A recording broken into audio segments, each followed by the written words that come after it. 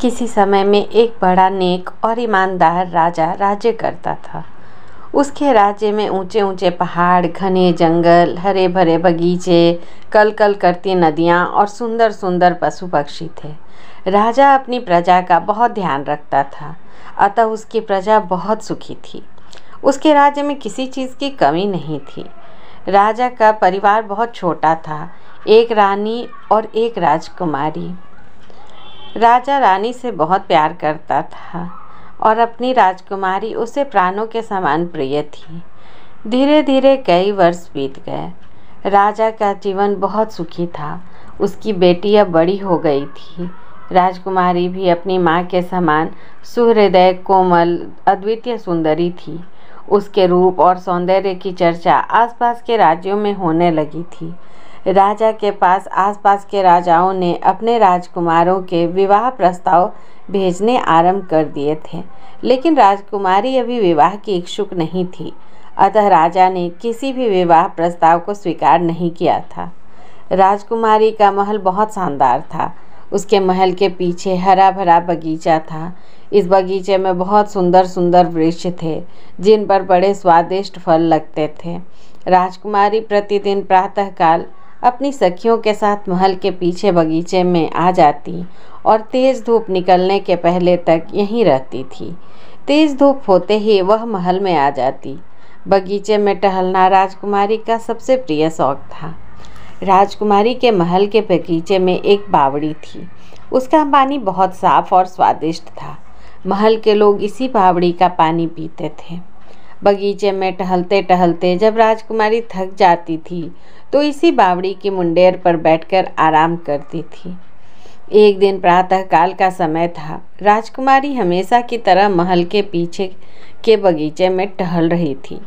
उसके साथ उसकी दो सखियां भी थीं। अचानक राजकुमारी को लगा कि कहीं आसपास कुछ दुर्गंध है। उसने अपनी सखियों से दुर्गंध आने की बात कही और बावड़ी की मुंडेर पर आकर बैठ गई। मुंडेर पर बैठते ही राजकुमारी की तबीयत और खराब हो गई और वह अचेत हो गई। राजकुमारी के अचेत होते ही दोनों सखियां घबरा गईं। उन्होंने किसी तरह राजकुमारी को संभाला और उसे उठाकर महल के भीतर ले आई। राजकुमारी की एक सेविका ने राजकुमारी के अचेत होने की खबर राजा को दी। राजा उस समय दरबार में था।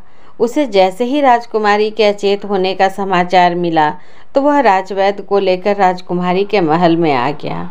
राजवैद्य ने राजकुमारी का परीक्षण किया। उसकी समझ में बस इतना आया कि राजकुमारी की बेहोशी का कारण कोई दुर्गंध है। राजकुमारी की सखियों ने भी राजा के सामने राजवैद्य को बताया कि राजकुमारी ने अचेत होने के पहले दुर्गंध की शिकायत की थी। राजा ने यह बात मालूम होते ही अपने कई सैनिकों को बुलाया और उन्हें दुर्गंध का कारण मालूम करने के लिए राजकुमारी के बगीचे में भेजा। सैनिकों ने बगीचे का चप्पा चप्पा छान मारा, लेकिन उन्हें कुछ नहीं मिला। अचानक एक सैनिक की दृष्टि मरे हुए एक मोटे तगड़े अधखाए चूहे पर पड़ी। उस चूहे से हल्की हल्की दुर्गंध भी आ रही थी। संभवतः रात को बिल्ली अथवा कोई पक्षी चूहा ले आया होगा और आधा खाकर राजकुमारी के बगीचे में छोड़ गया होगा। सेवकों ने तुरंत जाकर राजा को खबर दी। राजा ने शहर के बाहर चूहे को जलाकर जमीन में गाड़ देने का हुक्म दिया और राजकुमारी के सिर पर स्नेह से हाथ फेरने लगे। दोपहर हो चुकी थी और राजकुमारी अभी तक अचेत थी। धीरे धीरे एक सप्ताह हो गया। राजकुमारी को अभी तक होश नहीं आया। राजवैद्य उसे तरह तरह की औषधियाँ दे रहे थे, लेकिन उस पर किसी भी औषधि का कोई प्रभाव नहीं पड़ता था। राजा, रानी और राज्य के सभी लोग बहुत दुखी थे और राजकुमारी के शीघ्र होश में आने के लिए ईश्वर से प्रार्थना कर रहे थे। इसी तरह एक सप्ताह और बीत गया, लेकिन राजकुमारी को होश नहीं आया। इस मध्य राजवैद्य ने अपने राज्य के अन्य वैद्यों तथा पड़ोसी राज्यों के वैद्यों को भी बुलाकर उनसे परामर्श किया और राजकुमारी की बहुत प्रभावशाली औषधियाँ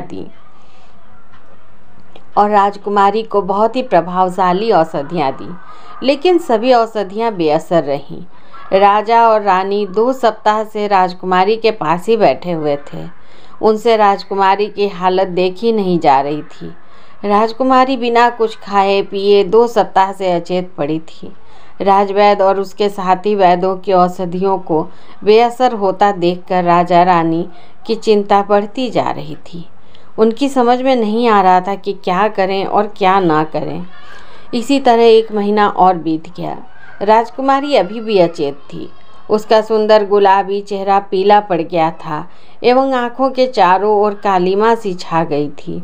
राजा रानी, राजवैद्य और उसके साथी वैद्य सभी हिम्मत हार चुके थे। अब सभी को केवल ईश्वर का ही आसरा था। एक विशाल कक्ष के मध्य पड़े पलंग पर राजकुमारी निर्जीव सी पड़ी थी। उसके पास रानी और राजा बैठे थे। राजकुमारी से कुछ दूरी पर खड़े राजवैद्य, महामंत्री, सेनापति, राजपुरोहित आदि आपस में राजकुमारी की बीमारी के संबंध में विचार विमर्श कर रहे थे। अचानक महामंत्री के मस्तिष्क में एक विचार आया। महामंत्री तुरंत अपने स्थान से उठा और राजा के पास पहुंचकर हाथ बांधकर खड़ा हो गया। महामंत्री ने राजा को सुझाव दिया कि वह अपने राज्य में और आसपास के राज्यों में यह डुगी पिटवा दे कि जो व्यक्ति राजकुमारी को ठीक कर देगा उसे सोने की 1 लाख मोहरें पुरस्कार में दी जाएंगी। राजा को मंत्री का यह सुझाव बहुत अच्छा लगा। उसने उस सुझाव को और भी आकर्षक बनाते हुए महामंत्री से कहा कि वह डुगी पिटवा दे कि जो व्यक्ति राजकुमारी को ठीक कर देगा उसे आधा राज्य पुरस्कार में दे दिया जाएगा। महामंत्री ने राजा की आज्ञा पाकर अपने राज्य में और आसपास के राज्यों में यह डुगी पिटवा दी और पुरस्कार में आधे राज्य की घोषणा करा दी। अगले दिन ही एक से बढ़कर एक अनुभवी वैद्य आने लगे। वे आधे राज्य के लालच में अच्छी से अच्छी औषधियाँ राजकुमारी को देते, किंतु कोई लाभ नहीं होता। अंत में वापस लौट जाते। यह क्रम 15 दिन तक चलता रहा। एक लंबा समय बीत चुका था। राजकुमारी अभी भी अचेत थी। उसकी स्थिति में अंशमात्र भी सुधार नहीं था। राजा रानी, महामंत्री, सेनापति, राजवैद्य, राजपुरोहित सभी निराश हो चुके थे। अब राजकुमारी के ठीक होने की कोई आशा नहीं रह गई थी। प्रातःकाल का समय था। अचानक एक सेवक ने राजकुमारी के महल में प्रवेश किया और बताया कि एक परदेसी युवक आया है। उसका दावा है कि वह राजकुमारी को ठीक कर देगा। राजा को आशा की एक किरण दिखाई दी। उसने सैनिक को आदेश दिया कि वह पूरे सम्मान के साथ नवयुवक को ले आए। सैनिक ने राजा की आज्ञा का पालन किया और नवयुवक को महल के भीतर ले आया। राजा ने युवक को देखा तो देखता ही रह गया। युवक 20-22 वर्ष की आयु का था। वह राजकुमारों के समान सौम्य और सुंदर था। नवयुवक के चेहरे पर अजीब सा आकर्षण और आत्मविश्वास था। राजा के साथ ही राजा के आसपास के लोग भी युवक को बड़े ध्यान से देख रहे थे। युवक ने सर्वप्रथम राजा और रानी का अभिवादन किया और इसके बाद उससे पूरी बात बताने को कहा। राजा के स्थान पर राजकुमारी की सहेली ने युवक को राजकुमारी के महल के बगीचे में घूमने और दुर्गंध आने से लेकर अचेत होने तक की कहानी सुना दी। नवयुवक पूरी बात ध्यान से सुनता रहा। इसके बाद उसने राजकुमारी को बगीचे में ले चलने के लिए कहा। राजा ने युवक से कुछ नहीं कहा। उसने राजकुमारी की सेविकाओं को आदेश दिया कि बगीचे में राजकुमारी के लिए आरामदायक बिस्तर लगाया जाए और फिर राजकुमारी को बगीचे में पहुंचाया जाए। राजा की आज्ञा का तुरंत पालन हुआ और बगीचे में शानदार बिस्तर लगा दिया गया। इसके बाद 4 सेविकाओं ने राजकुमारी को उठाकर बगीचे में पहुंचा दिया। नवयुवक ने राजकुमारी का बिस्तर एक वृक्ष के नीचे लगवा दिया था। बसंत के दिन थे। प्रातःकाल की हल्की हल्की धूप बहुत अच्छी लग रही थी। राजकुमारी एक वृक्ष के नीचे लगे बिस्तर पर अचेत पड़ी थी।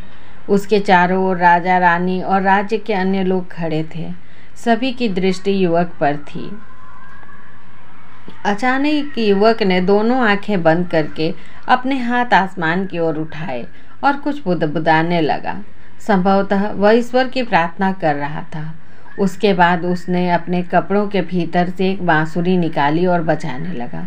बांसुरी की आवाज़ में दैवीय आनंद था। उसकी आवाज़ में ऐसा जादू था कि सभी लोग खो गए।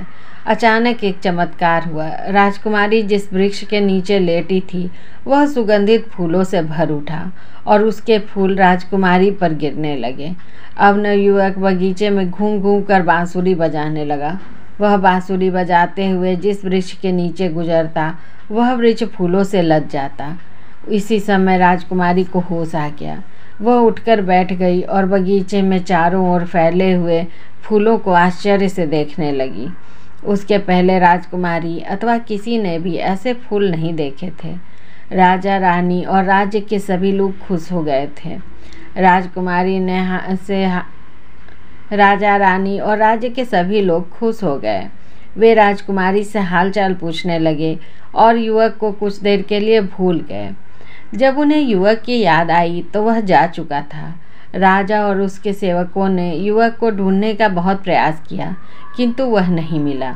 अगले दिन सभी ने देखा राज्य के सारे वृक्षों पर रंग बिरंगे फूल खिले थे और उनकी सुगंध से पूरा वातावरण महक रहा था। कहते हैं कि यह नवयुवक प्रतिवर्ष बसंत में बांसुरी बजाता हुआ निकलता है और उसकी बांसुरी की आवाज़ से सभी वृक्ष फूलों से लद जाते हैं और चारों ओर मोहक सुगंध फैल जाती है।